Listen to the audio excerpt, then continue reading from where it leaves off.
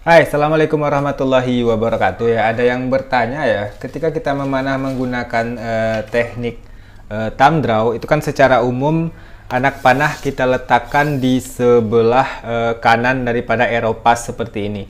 Lalu ada yang bertanya kemarin, boleh nggak kalau kita pakai kuncian hooking thumb draw, cuman anak panahnya diletakkan di sebelah kiri aeropass seperti ini?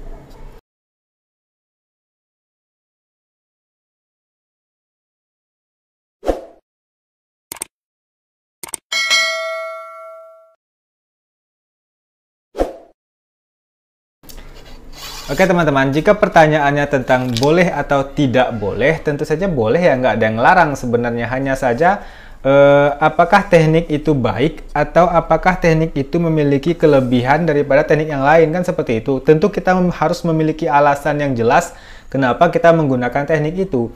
Mungkin jawabannya misalkan ketika saya menggunakan teknik itu, saya mampu akurat di jarak 70 meter. Ya sudah, nggak apa-apa gitu loh. Atau ketika menggunakan teknik itu saya merasa lebih cepat.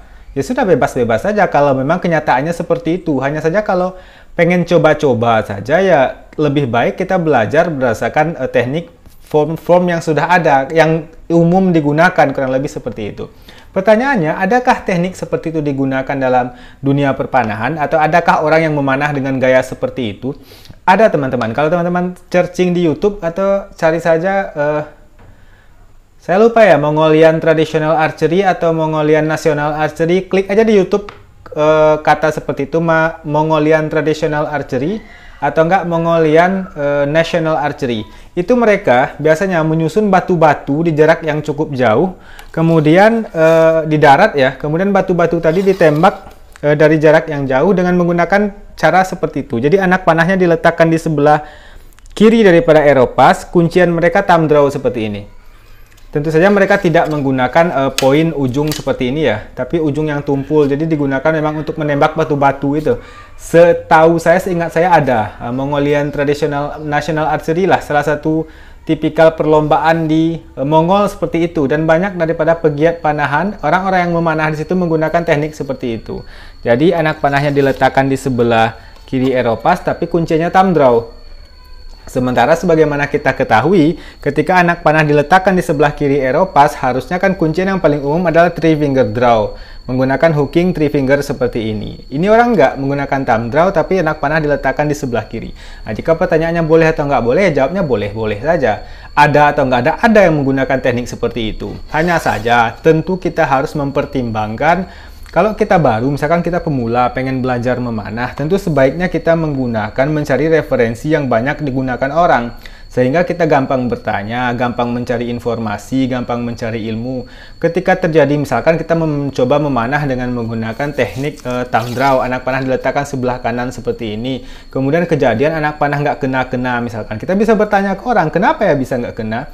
Orang, mayoritas pemanah yang menggunakan teknik thumb draw itu anak panahnya diletakkan di sebelah kanan aeropass. Mereka bisa jelaskan. Atau ketika kita meletakkan anak panah di sebelah kiri aeropass seperti ini, kita menggunakan 3 finger draw untuk kuncian misalkan. Lalu nggak bisa kena, terus kita bertanya, gimana ya biar bisa kena? Saya menggunakan 3 finger, orang bisa jawab. Banyak loh, adalah setidaknya orang yang menggunakan teknik seperti ini. Kita bisa bertemu di kompetisi-kompetisi, orang menggunakan busur tradisional Asiatik seperti ini, menggunakan teknik 3 finger untuk memanah mereka. Tapi ketika anak panah diletakkan di sebelah kiri, tapi hookingnya menggunakan thumb draw, jarang sekali gitu loh. Di Indonesia ada nggak? Kalau di Indonesia sendiri sebenarnya ada teman-teman, kalau kita boleh bilang. Bukan sebut saja ya, memang nama beliau itu. Teman-teman bisa searching akun Instagram Eric Lev. Beliau salah satu, kalau di dunia panahan beliau cukup terkenal ya, salah satu dia pengrajin quiver dari kulit yang sudah nasional bahkan go internasional. Beliau ketika memanah menggunakan teknik seperti itu, form seperti itu. Hanya saja beliau kidal. Jadi beliau memegang busur dengan tangan kanan. Anak panah dia diletakkan di sebelah sini, kuncian dia thumb draw. Kurang lebih ya, kalau kita tidak kidal ya kurang lebih seperti ini gitu loh. Anak panah di sebelah sini, kuncian dia thumb draw. Lalu bagaimana dengan akurasinya? Setidaknya teman-teman, dalam 2 bulan terakhir saya bertemu 2 kali aduan dengan beliau dan saya kalah dua-duanya. Yang pertama itu saya kalah di aduan perebutan juara 1 di Padang Open, latihan bersama pemanah horsebow se-Sumatera Barat. Saya kalah dengan beliau di perebutan juara 1. Jadi beliau juara 1, saya juara 2. Kemudian sebulan setelah itu saya aduan 8 besar bertemu beliau, saya juga kalah.